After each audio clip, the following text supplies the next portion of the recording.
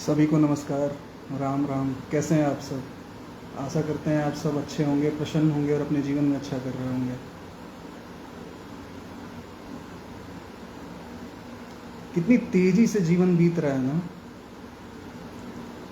मैं अपने पर्सपेक्ट में बताऊं कि कल की ही बात थी कि अभी मैंने 10th किया, 12th किया और जस्ट ग्रेजुएशन के लिए मैं मतलब अपने स्टेट से दूर दूसरे स्टेट में पढ़ने के लिए गया। और वहाँ पे जो जद्दोजहद हुई कि भाई अपनी भाषा जो है, भाषा जो थी उस भाषा से डिफरेंट रीजन में जाना पड़ा। और जो अपने पढ़ने का जो मोड था वो भी हिंदी था और वहाँ अंग्रेजी माध्यम में हमें जुड़ना पड़ा। और देश विदेश से काफ़ी टैलेंटेड बच्चे वहाँ आए थे। इन द केस कि अच्छे स्कूलों से बच्चे आए थे, अच्छे परिवेश से बच्चे आए थे, अच्छा स्टैंडर्ड ऑफ लिविंग था उनके पेरेंट्स का। और वैसे परिवेश में जाके एडजस्ट होना और वो जोश जो उस समय का होता है कि कुछ अचीव करना है, कुछ प्राप्त करना है, कुछ आगे निकलना है, तो समहाउ उस डिज़ायर ने, उस इंटरेस्ट ने वहाँ पे खुद को स्टेबल भी कराया। और समहाउ ये हमेशा मन में स्थिति रही कि एक्सप्लोर करना है, चीज़ों को आगे ले चलना है, एक्सप्लोर करना है।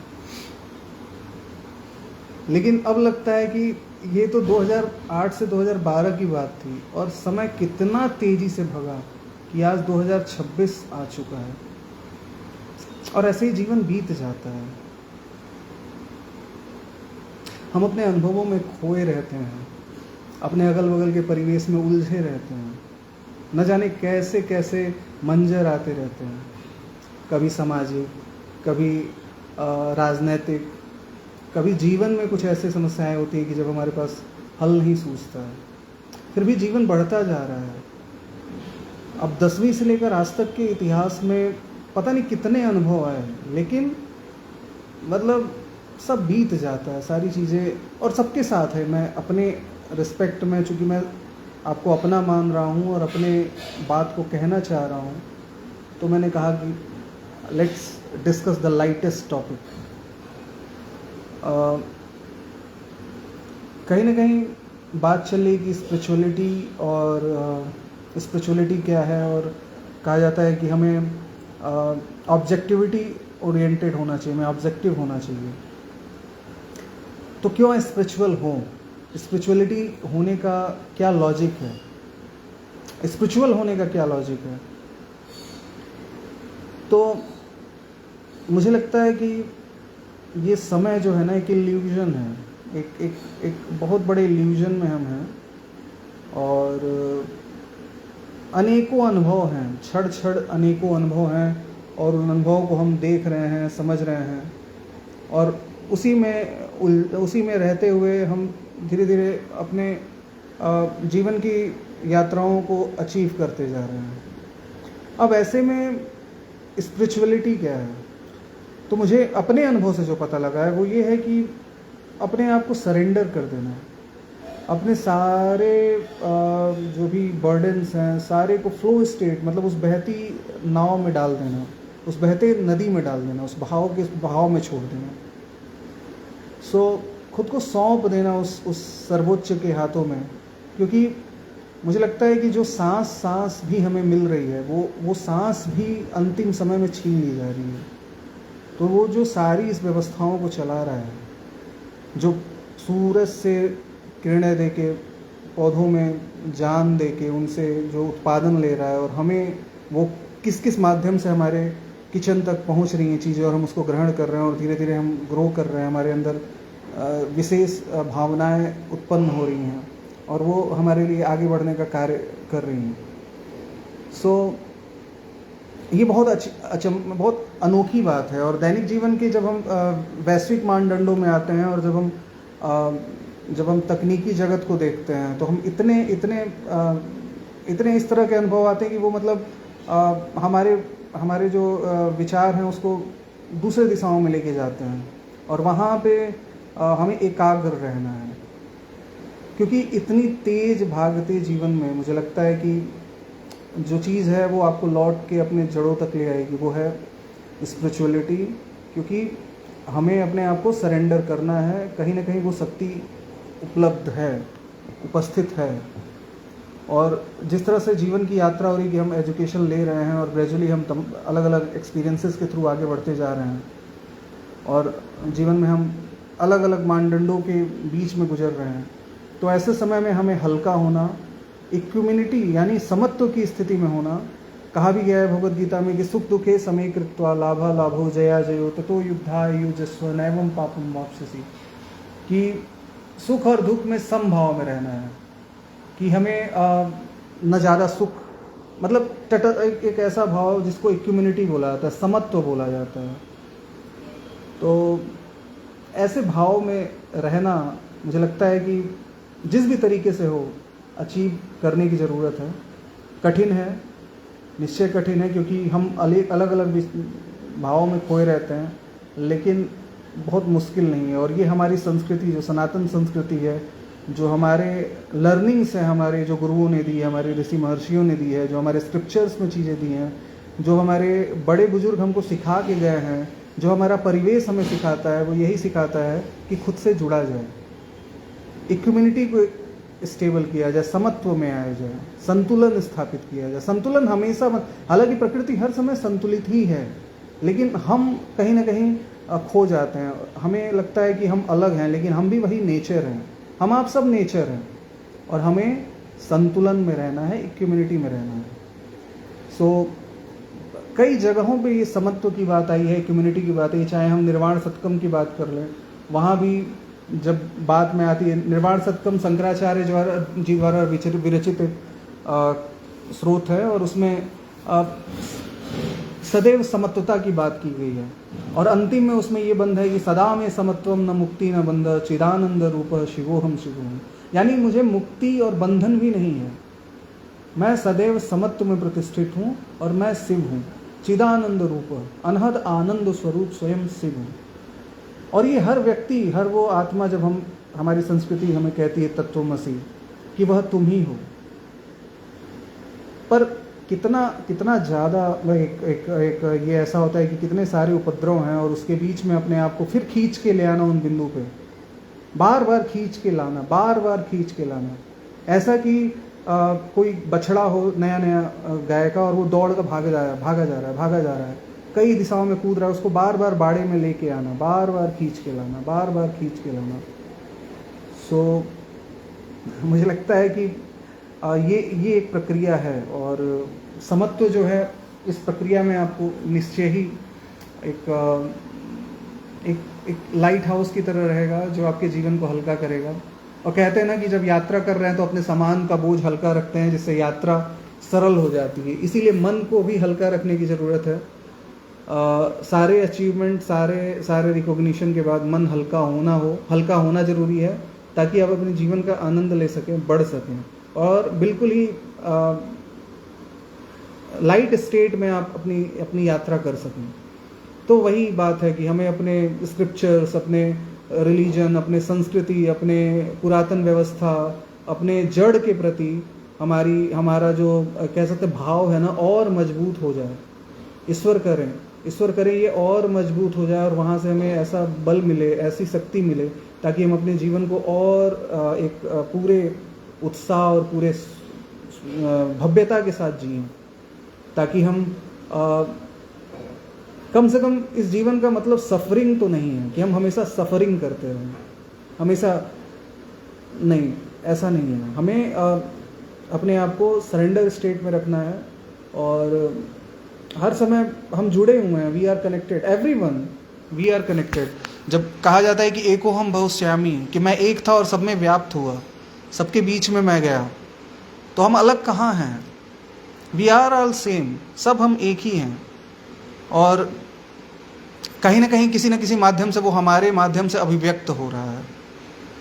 सो ऐसे में जब हमारे ऋषि महर्षि इसको पहले से ही बता के गए हैं, हमारे वेद, उपनिषद, पुराण जब इसे पहले से ही बताते हैं, तो क्या ऐसा है कि हम इसको ना माने? क्यों ना माने? बिल्कुल मानना ही मानना है। जटिलता है कि भाई एजुकेशन, कहा जाता है कि भाई शुरू से रेस लगा दी गई है, फला ये फला वो, तमाम मानदंड पैदा कर दिए गए हैं, एक रिक्तता पैदा कर दी कि हमेशा व्यक्ति रिक्तता में फंसा रहे, कि मैंने ये नहीं प्राप्त किया, अब मुझे वो करना है, वो नहीं किया तो वो करना है, वो नहीं वो किया तो वो नहीं करना है, वो मतलब लगातार एक रेस बनी हुई है। और ऐसे रेस में वो रेस तब तक नहीं जा रही है जब तक आप यहाँ का अस्तित्व आपका नहीं खत्म हो रहा है। और ऐसे में ही हम उपद्रवी अवस्था में घिरे घिरे घिरे घिरे अपने जीवन ऊर्जा को व्यर्थ कर दे रहे हैं। जबकि जब ये प्रूवन स्ट्रेटजी है, जब ये प्रूवन बात है, प्रूवन है कि भाई जब हमारे वेद उपनिषद जो हैं वो कहते हैं, तो हमें और जो हमारे गुरु हैं, जो हमारे अग्रज हैं, जिन्होंने जिन बातों को कहा है, तो बस हमें उनके प्रति विनम्र हो जाना है, शरणागत हो जाना है, उनके प्रति अपने मन में श्रद्धा विकसित करनी है। और श्रद्धा जब विकसित करेंगे तो ऑटोमेटिकली वो अज्ञानता दूर हो जाएगी और हमारे अंदर भी स्पष्टता आएगी, जिससे हम एक अच्छे जीवन की तरफ बढ़ेंगे। श्रद्धावान लभते ज्ञानम, ज्ञानम लब्ध्वाम परम शांति आचेड़ादि गच्छति। अब इसमें क्या छूटा रह गया, क्या कम रह गया इसमें? जब हम कहते हैं कि सर्व अनन्यास चिंतयन्तो मा ये जना पर्युपासते तेषाम नित्यभियुक्ता नाम योगक्षेमम वहाम्यहम्, तो वही श्रद्धा की बात आ जा रही है। हम श्रद्धा पे रत होकर, आरूढ़ होकर, श्रद्धा को अपने आत्मा का व्हीकल बनाकर, अपने आत्मा का रथ बनाकर हम जीवन यात्रा में चलें, आगे बढ़ें, ताकि असतो माँ सदगमय तमसो माँ ज्योतिर्गमय मृत्योर माँ अमृतम गमय के बाद चरितार्थ हो कि हे माँ मुझे असत्य से सत्य की तरफ ले चलो, अंधकार से प्रकाश की तरफ ले चलो और मृत्यु से अमरता की तरफ ले चलो। असत्य क्या? ये जो छलावे हैं बाहर के, वो जगत जो लगता है कि वो सही भी है लेकिन वो नहीं है। वो स्थूल जो दिखता है, स्थूल दिख रहा है आंखों से, लेकिन सूक्ष्म कहीं कहीं व्यापक है। वो सूक्ष्म में जब सब चीज़ें होती हैं तब वो स्थूल दिखता है। तो असतो माँ सदगमय, माँ हमें ये स्थूल और जो सूक्ष्म जगत है इनके बीच के समन्वय में ले चलो। तमसो माँ ज्योतिर्गमय, जो ये स्थूल का ये जो हमारे अंधकार फैला हुआ है, माँ इस अंधकार से हमें प्रकाश की तरफ ले चलो।